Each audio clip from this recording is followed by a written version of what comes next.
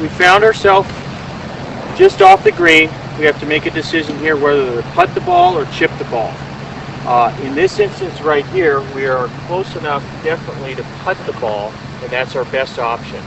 We're definitely going to get the ball closer 9 out of 10 times putting the ball, and we're definitely going to get the ball in the hole in 1 or 2 strokes from putting the ball from here. In this position right here, putting the ball, there's just probably a little bit too much high grass between us and the putting surface, and it's going to throw the ball offline. So now I'm going to take one of these 3 clubs and select which club to choose. And from least amount of loft to most amount of loft, I've got the pitching wedge, which has about 48 degrees of loft, my gap wedge, which is 52 degrees of loft, and my sand wedge, which is 56 degrees of loft. I'm one of those players that, with the firm, fast greens that we have here at Stanford and a lot of the golf courses in the area, I tend to chip a lot with the higher lofted clubs, pitching wedge, gap wedge, or sand wedge, so that the ball doesn't roll that much. Now, if I do have a lot of green to work with, which we'll show you on a couple of shots, I will tend to chip with a 7 or an 8 iron. This shot, I don't have a lot of green to work with. I only have approximately 12 feet of green to work with. So I'm going to select, I'm not going to select the pitching wedge. I'm going to take that and toss that over there. I'm looking at either the gap wedge or the sand wedge, and I think I'm going to use the gap wedge. Okay, so I'm going to take that sand wedge and toss it over here. Now what I'm going to do is I'm going to choke down on the gap wedge. I'm going to play the ball back in my stance, hands in front, low backswing, low follow through. Always take my practice swings away from the ball, and I want my practice swings to mirror my real swing. Okay? If there's any obvious break, I'll play for that obvious break, or uphill or downhill. And I always leave the flag stick in the hole, because if I hit it too hard, that flag stick can help my shot.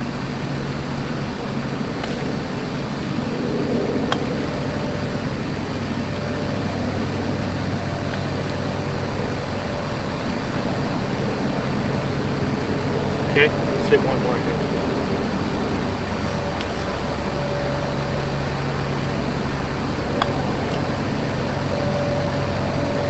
Okay.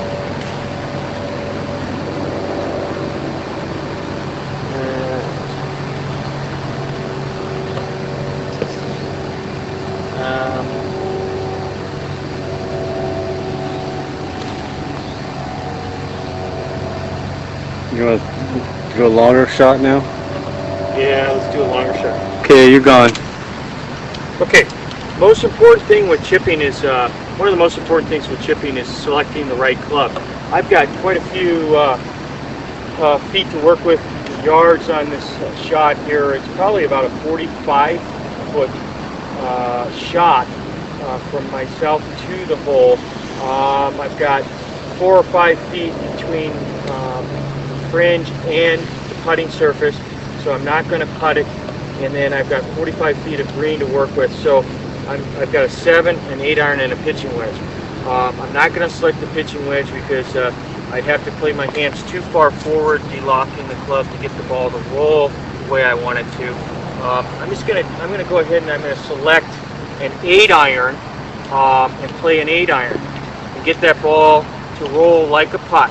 Now the biggest factor here, and the most important factor, is that I always want my hands to lead coming into the ball. So I always want a firm wrist, like in the putting stroke. So I always want the ball back in my stance, and I always want my wrist firm and the hands leading. I never want the club head overtaking my hands.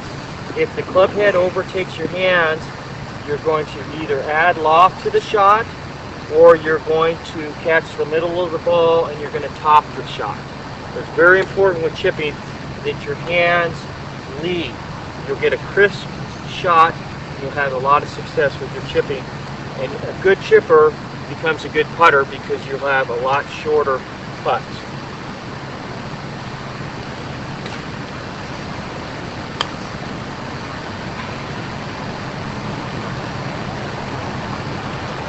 me hit one more here.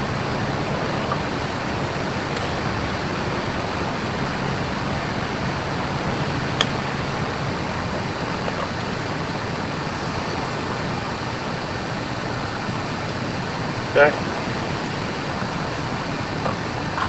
Okay.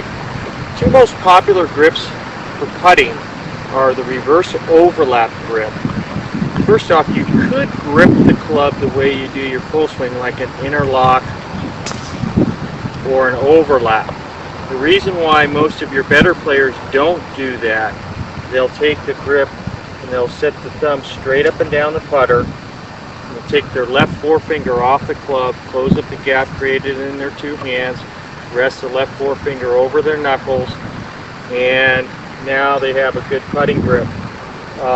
The reason why they do that is it locks the bone in their left wrist right here, creating a nice firm putting stroke where you're rocking your shoulders and now minimizing the tendency to get wristy with your putting stroke. Okay.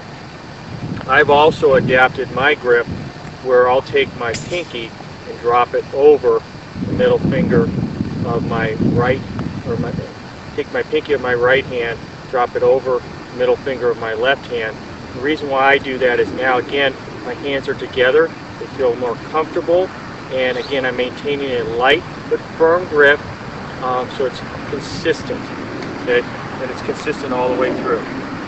Now, another very popular grip these days is the left-hand low or cross-handed grip.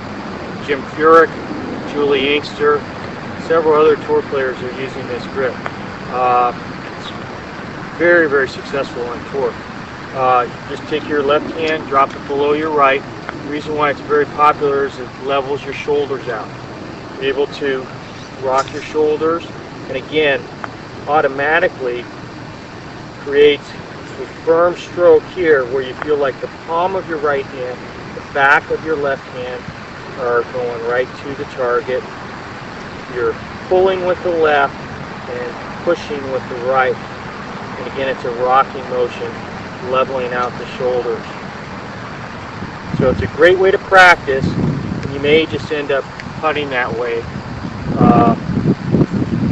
the whole time. Okay. The one thing about crosshand putting is developing feel and touch on the longer putts. It's a great way to practice on your short putts.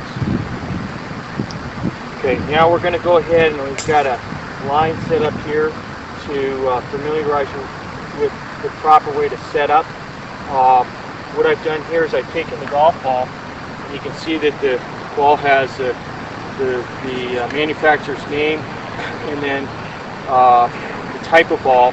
And what I'll do is I'll take, when I mark the golf ball, ball's on the ground, I mark the golf ball, I'm going to take that writing to help me line up the ball to the hole. So when I go ahead and set up, now that writing is aligned me to where I want to start the ball. Okay? Alright, so now I'm going to always come from behind, line up, walk into the ball from behind, get into my posture, get in my stance. Now, but basically what I'm going to do is I like to take my practice strokes back here so that when I step in, my putter is nice and square and it's ready to go. Eyes are basically directly over the golf ball. The ball is positioned forward in my stance.